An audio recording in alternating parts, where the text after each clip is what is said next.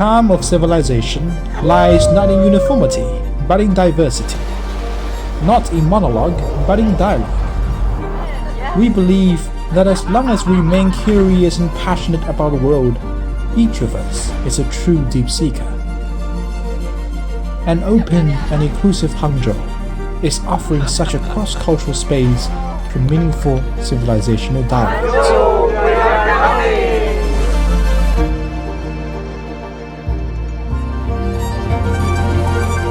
On the occasion of the first International Day for Dialogue Among Civilizations on June 10, 2025, the Hangzhou International Communication Center specially organized a journey of mutual learning among civilizations spanning 5,000 years.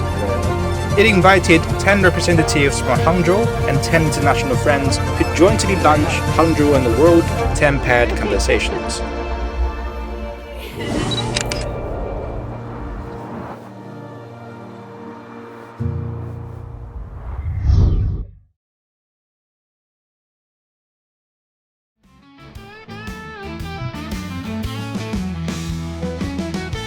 David Miano is an American historian specializing in the education of ancient civilizations, cultures, and peoples. He holds a PhD from the University of California, San Diego, and is the author of works such as Shadow on the Steppes, Time Measurement in Ancient Israel. He has 288,000 subscribers. Dr. Wang Chong is Distinguished Professor of Zhejiang International Studies University and Executive Director of Center for U.S. Studies. Dr. Wang's experience spans traditional and new media and internet company operations. He runs a personal social media account focused on international affairs, which has a total of 5 million followers across all platforms. So I have been asking my foreign friends a very frequent question. If you name 3 or 5 Chinese people from ancient China to now, how many names can you have now? Well, I know some of the historical figures. Confucius, of course, I know the ancient ones. Yeah, I know Confucius, and I know a lot of the Han Dynasty emperors because I'm an ancient historian. So history, I've got many names. And I visited many of the mausoleums, around the country on my first trip here. So I know a lot of the emperors, the Tang Dynasty, Han Dynasty. What is culture? Culture means some persons.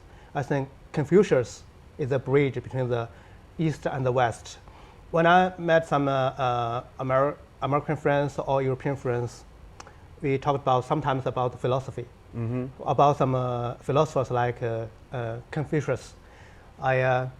Somebody asked me, where are you from? I told him, I'm from Shandong province. They don't know what's the hell is Shandong province? I told them, Shandong province is a hometown of Confucius. Wow, they know that. Yeah. Yes, they know that. But it seems that lots of people know Confucius, but seldom know his idea. They heard of him, but they haven't studied him I teach Confucius to my Western students, and they don't know anything, so I have to teach them from the beginning. But what you're saying about cross-cultural communication, I've noticed that it happens where not only ideas are being exchanged, but products are being exchanged. Like when you have the Silk Road bridging East and West, products are going back and forth, silk and other things going back and forth. And the traders, the merchants, they are bringing ideas with them. And people hear about Confucius in the West because someone from the East has come and passed on and told them about these ideas. And I think it's the trade routes really that has opened things up. Because when the Han Dynasty fell, there was a period where there wasn't much exchange going on between both sides. But then the Tang Dynasty comes, and the Silk Road is back open again, and ideas come back and forth, and we get to know each other. From Confucianism to Zhuangzi's Eastern philosophy, this exchange of understandings between Eastern and Western cultures continues to bring us ever more surprises. When I talk with a German physicist, he's not a philosopher. He asked me, can you summarize the Chinese philosophy in 1 or 2 words to prove me that you have philosophy? Oh, You know, as the Western scholars think we don't have philosophy.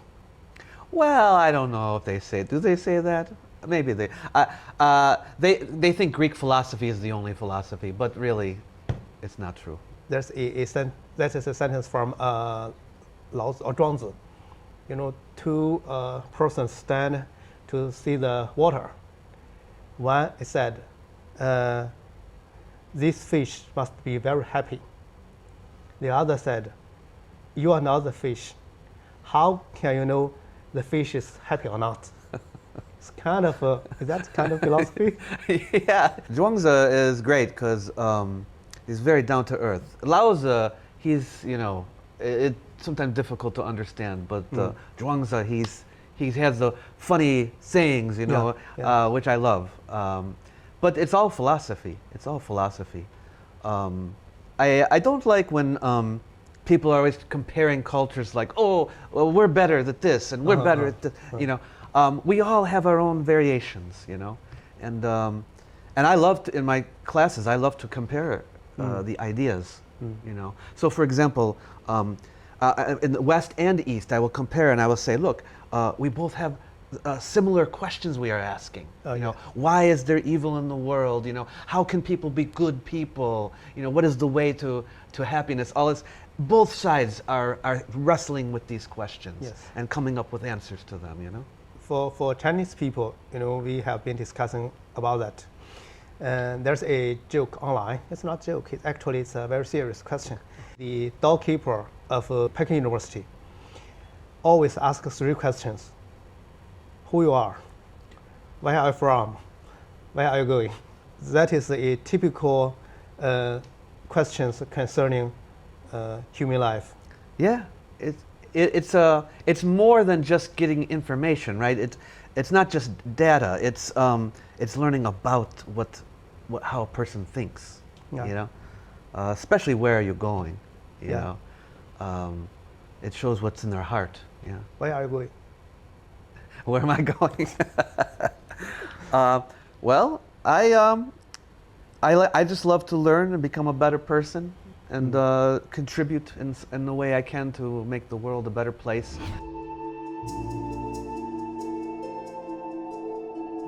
Is there a standard for civilization? What role does the Liangzhu civilization play on the stage of world civilizations? Through their conversations, we explore the answers. Which is the first civilization? Which is the first civilization? Yeah. Well, it depends what you think a civilization is. We were just talking about this today at Liangzhu. But if you're usually we mean cities, right? If you have complex state level society, right? You have bureaucracy, you have cities, right? This is a civilization, something like this. You have writing of some kind or whatever. So if you're going to go by that, well, I'll tell you this, the cities in ancient Mesopotamia, which most people think are the first, they came around in the 3rd millennium BC. Well, Liangzhu is around the same time, when it developed into a city.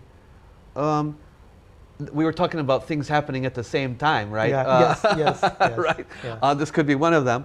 And Egypt is also very close, very close to their first city. But the earliest cities come from between 4 and 3000 BC. So this is like 5,000 to 6,000 years ago. So I would say we got a really close. But some people, some civilization developed by his own, and some interacted. Yeah. I remember a historian, Anand Toynbee. Oh yeah. Yeah. He has a stimulus response theory. If the stimulus are too strong, a civilization may just disappear. If it's too weak or without stimulus, without interaction, can use the very basic tool. What is the proper stimulus? Well, See, I'm of the opinion that it's very possible that humans may never have developed cities. They could have continued as they were without cities, because they did for a long time, and then suddenly they start having them. And also, I think it's an old idea. Toynbee's, he's an old writer. It's an old idea that that having a city is higher in some way. Yes, it's more developed. Yeah. But is it superior? Some nowadays, historians and archaeologists, they like to say, well, there's just different ways of living. Some people prefer the hunter-gatherer lifestyle or country living. Other people like cities. There's just different ways to live, but one is not necessarily better than the other. They're trying to be fair. Yeah. So that's kind of the modern mindset now among archaeologists, is there are different types of living, and city living is just one way of many ways. Yeah. Now I come here to Liangzhu today. We visited Liangzhu, right? Civilization is here. Yeah. 5,000 years ago, even earlier. I made a mistake in one of my videos. Because my last visit, I visited Erlito, and I said, it's the first city in China. And then someone wrote in the comments, oh, you're forgetting about Liangzhu.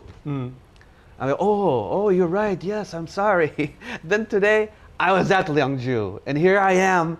Now I really am at the earliest known city, and it's amazing, right? So I learn things new every day, but it just goes to show how far back.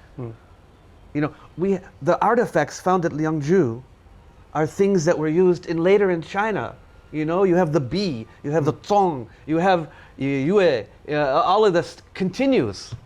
And it will be used in later dynasties and so forth, Yes. So the culture continues. It's amazing. So, do you think Liangzhu can play a role in intercultural communication in the future? Well, I think all archaeological sites can, but Liangzhu is special because of its foundational quality to it, and how old it is, and how it's still being excavated, and new things are being discovered there. You have the possible origins of a writing system. It's not quite there, but proto-writing. Yeah. And maybe we'll be able to decipher it one day, But I love it that in China, archaeologists partner with archaeologists from other countries who come and work and help. It's a way of exchanging ideas with one another and working on things together, which I think is wonderful. As a summary, but last but not least, what is the role of history in the cross-cultural communication? Some people say that the reason you study history is to not repeat the mistakes you made in the past. And that's nice if we could do that, but we don't seem to do that, Yes, right? yes. We constantly make the same mistakes. Yeah. The way that I think that history is a benefit, and the way it can bridge cultures, is by studying history, we learn about ourselves and where we came from, right? We understand sort of why we are the way we are. We learn about ourselves. Why am I like this? Why is my culture like this? Where did it come from? We learn about our origins, and understanding ourselves better helps us to deal better with others, I think, And learning other people's history helps us to understand them.